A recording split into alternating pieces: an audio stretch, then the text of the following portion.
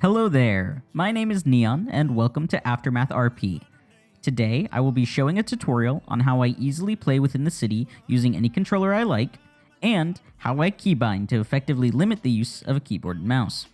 As a disclaimer, it is still good to know that you will need to continue using your keyboard for some things within the city, such as typing specific commands, texting, posting on Twitter, and potentially other minor things depending on what controller you choose to use and how you choose to set it up.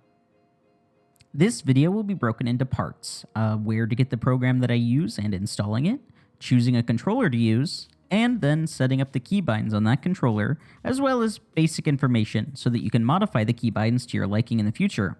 The tutorial will be for the PlayStation 4 controller, but it is easily modified for the Xbox.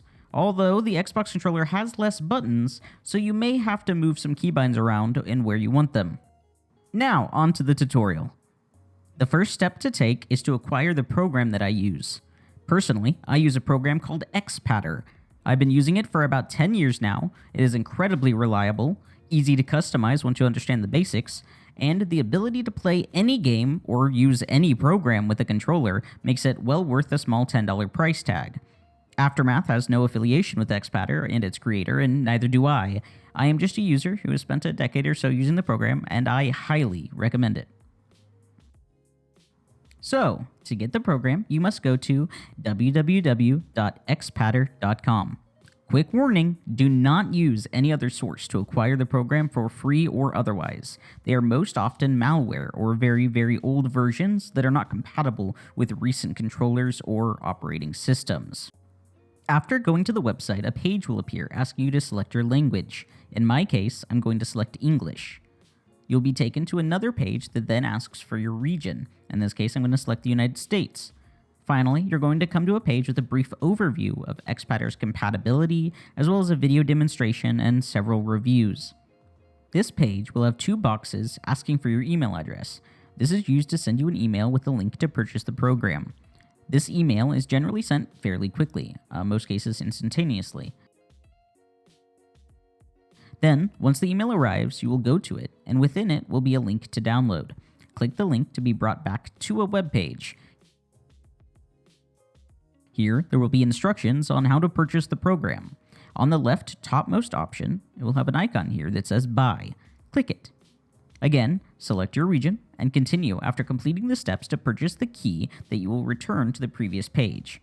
On the left, there will then be an icon called Download, in which you can install the program. Activate your key, and then the download link will appear on that page. Finally, download and install Xpadder. Once the program is downloaded and installed, a pop-up will appear asking you for a few basic settings. The one to look out for is a pop-up asking you if you would like to associate files with Xpadder. Make sure to select the Associate option to continue. This is fairly important, as it lets you save your keybinds and your controller layouts and have them properly associated and automatically open with the program Xpadder. After everything, you should finally have Xpadder open to what will seem to be a blank grayish white box. Now, connect the controller you would like to use to your PC with the USB cable. I personally prefer the PlayStation 4 controller due to it having more buttons to map with, as well as the touchpad being a button in itself. More buttons means less keyboard and mouse use. Another good option would be any Xbox 360 or newer Xbox controllers. Xbox 360 wired controllers are the most commonly used version, and all Xbox controllers are automatically compatible with Microsoft Windows computers. Xbox controllers have fewer buttons and are more limited in what can be accomplished. Astro C40 controllers do also work, but beyond that, I cannot vouch for any other third-party controllers, as I have not used them myself. Although, Xpadder does seem very capable of detecting just about anything. Once your controller is plugged in, you should see that the red box with the searching icon has turned white. This means that Xpadder has detected your controller. If it continues to show a red box or the searching icon, I would then recommend unplugging your controller, turning your PC off, plugging your controller once more back into the PC, and then booting up your PC again, then reopening Xpadder. This is the most common fix for this issue. If this does not resolve the problem, you could try another USB port on your PC, or even potentially changing the USB cord itself out for another one. If neither of these options work, it could be that the controller is not compatible. The controller with guaranteed compatibility would be any Xbox controller if you have a Microsoft PC, as stated before. So try plugging it in and see if it registers. If it does, strangely enough, you actually might be able to plug in the original controller now and have it suddenly work. Once you have selected your controller of choice and you've had it detected, you can now begin to map. All controllers have the same basic setup steps, and so you should be able to follow along with just about any controller you use. Just know that the number of usable buttons varies obviously on what brand of controller you are using. Again, I keep saying I recommend the PS4 controller, but I do know someone who has successfully used their Astro C40 and can even map keys to its paddle buttons, so try what you have. You can watch the PS4 tutorial and see if it can translate to your specific controller. The first step is to click the controller icon, as the yellow box here says. Select New, and a strange magenta box will appear with several options at the bottom. This screen allows you to create what we call a controller image. You are telling the program which of the buttons on your controller you would like to be able to use to keybind with later. It's strange, but who knows, maybe you'll only want to use a select number of buttons for whatever reason, so they give you the option to pick and choose which ones are mappable. On the bottom left, you will click the Sticks icon first. Select Enabled, and a pop-up will then appear asking you to move the left joystick in a certain direction. Follow its steps and try to accurately move the joystick in a single direction, avoiding diagonal movement if possible. Now, repeat the process for the right joystick. Click Enable, follow its directions, test the joystick. Next, we will head over and select D-pad on the left again, and similarly to the joystick, we will hit Enable. Follow its instructions to unlock the D-pad for keybinding. Next, we select Buttons. It is really simple here. Systematically, just press every single button on your controller. Make sure to get your bumpers, click down your joysticks for R3 and L3, your options and share buttons or start and pause. Click down your touchpad if you have it for the PS4 controller, and make sure to hit the PS4 logo home button between the joysticks. Do not worry about triggers just yet. Once you see them all pop up as white squares, make sure to press them all again and make sure that they all light up green. Just mash every button. We are now done making the image of your controller, which has allowed us to use every possible button for button mapping. So select OK at the bottom right. Before moving on, be sure to click the little blue icon and save the image. I named it whatever my controller is, in this case, a PS4 controller. This stops you from having to do this process every single time you use the controller or open the program, so make sure to do it. Finally, we're going to move on to keybinds. My keybinds are as follows for the PS4 controller, but I highly recommend customizing it to your liking.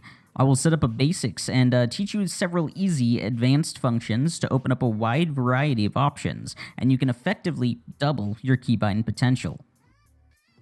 Starting with the left joystick, click this little wrench icon. Go to the top and select WSAD to automatically keybind the correct buttons. Go back and click the wrench again, and at the top, go up and select Settings. I highly recommend turning up the dead zone to about 35 to 40%. This does not hinder your movement, but it makes driving a little easier. Hit OK.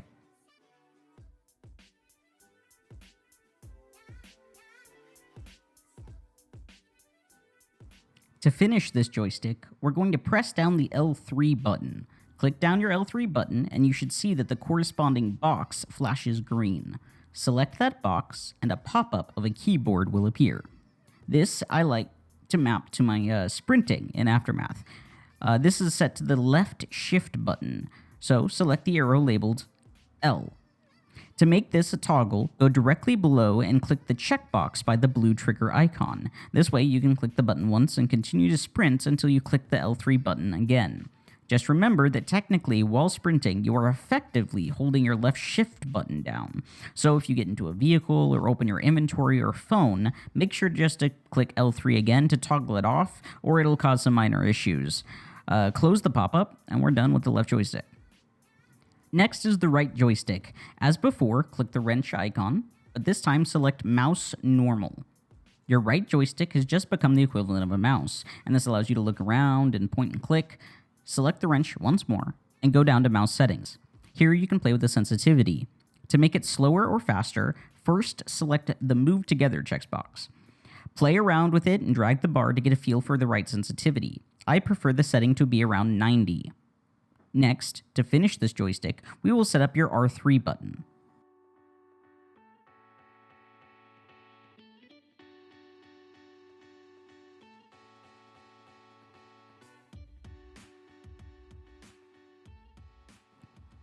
Click the R3 button down on your controller to see the corresponding box light up green again. Click that box and open up the pop-up. Now, I personally like this R3 to be set to 2 different keybinds, and we can do this by making it do one key if we click it quickly, and another if we hold it down longer. This function will be incredibly useful for you in maximizing how many keybinds you can fit, and you will repeat these steps often for later keybinds, so really pay attention to how this is done. This is how you can make any keybind a press or hold keybind with 2 different functions, so pay attention. In the pop-up box, go to the bottom right corner and select Advanced. A new pop-up will appear with many options. At the top is a bar in which you can see we can begin inputting keybinds with additional functions, either to create press or hold buttons, or even macros that can do an entire list of keybinds with a single press. The first open white square will already be selected in blue. First, click the yellow Add Release Zone button. This is establishing the shortest amount of time required to do a button press, so we want this time to just be as low as possible. Then, a new white box in the chain will appear and be automatically selected, so make sure to go and select the release zone you just made, highlighted in blue again. Once selected, to change the time, you go below to the time controls. These let you either click the big buttons to set it directly to the exact time, or use the plus and minus buttons to increase or decrease the time by that increment.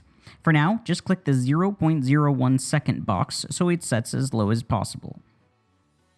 Next, go back up to the chain and select the next white box in the chain, our next command in the line. Here, you will set the keybind for quickly tapping the button. So, for R3, I like to set it to Q. This makes you run and duck into nearby cover in Aftermath Roleplay. Great for hiding from cops or taking cover in a gunfight. Either press Q on your keyboard or click the Q on the keyboard in the previous pop-up window, which should still be there in the background. Once it is set to Q, the next link in the chain will be automatically made and selected. Again, you're going to go down and click the yellow Add Release Zone button. Make sure to reselect the yellow box at the top in the chain, and we are now setting how much wiggle room you have in pressing the button before it becomes the secondary hold keybind.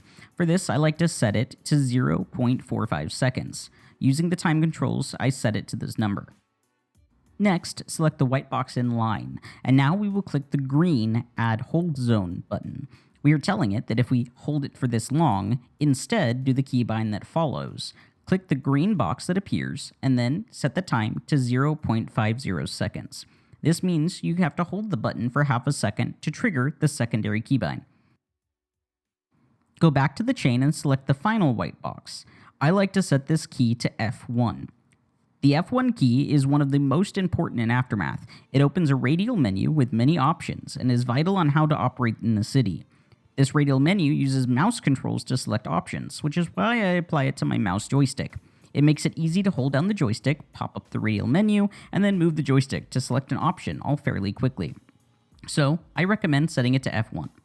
You are now done with the right joystick and have learned the chain of release and hold zones required to make a tap and hold button easily.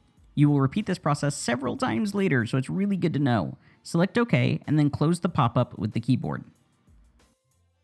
Next, we will work on your left and right click buttons. These are used extensively to select and drag objects, aim down sights and fire, and anything else clicking is used for. I personally like these to be on my bumper buttons, but because it's tied to aiming and firing, I'm sure most people want them on the triggers.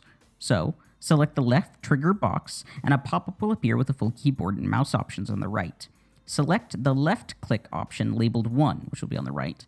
If you like toggle aim down sights, you can also do that by selecting a checkbox next to this little blue trigger option as before, like we did with the L3 button. Now, close that pop-up. Next, select the right trigger, and instead select the right click option, which is labeled number 2. Again, close the pop-up. That one's easy peasy. Next, we will do the bumpers. For the left bumper button, I click the box associated with it, and I set that one to the Tab key.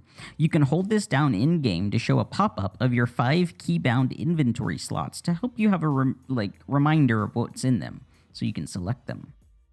Next, for the right bumper, I actually set this to my push-to-talk button. Push-to-talk is required in AftermathRP, and it is automatically set to the In key. This allows you an easy button to hold onto the bumper, and you can talk when needed. It will become almost second nature to hold it when you want to speak. Next, we will move on to your X, square, circle, and triangle button. Starting with X, press it on the controller to see the associated box light up green, then select that box. For this key, I have it set to the left control button, which makes you crouch walk or crawl in-game. It cycles through those types of movements with every press. For the square button, I have it set to 2 keybinds that happen simultaneously. Select Advanced to pull up the chain. In the first box, I set it to my E key, and in the second box, I set it to G.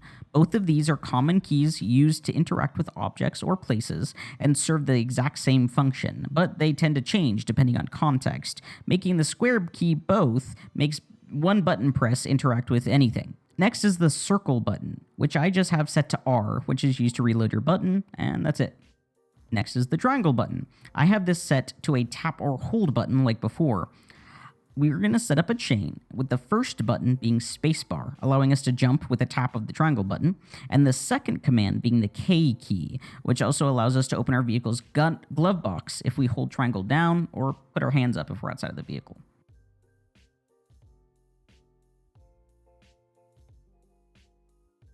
Next, we move on to the D-pad. Each of these is set to a tap or hold keybind, so you effectively have 8 keybind options with the D-pad the way I have it set up. For the up button, I have it set to either the B key to toggle my seatbelt in a car, or the 1 key, if it's held, to select and use the item in my first inventory slot.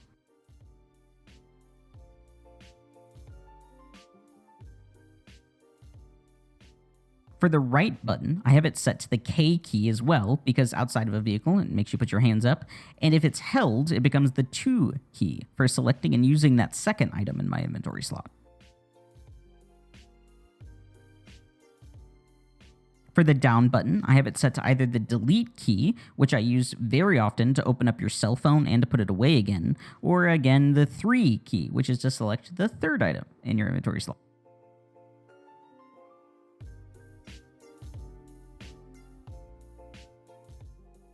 And for the left button, I have it set to the F key, which is used to get in and out of vehicles, and if held, it becomes the 4 key to grab my 4th item.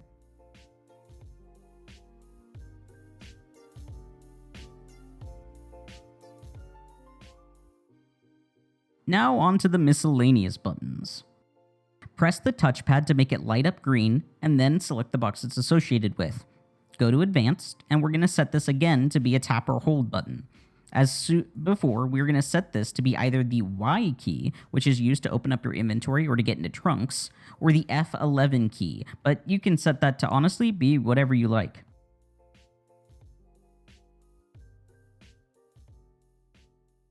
Next, we click the Options button on the controller. We again keybind this to a tap or hold button. We set the first keybind to be Escape, which is obviously used to pause the game and to open up a menu. And for the hold function, we set it to the Home key, which allows us to open up a small menu within the city to see how full the city is and certain other information. Just remember that while you can check this, you cannot let any of this information influence how you roleplay within the city. Next, we press the Share button on the PS4 controller, and this is just set to the U key. This locks and unlocks vehicles that you are directly up against and facing.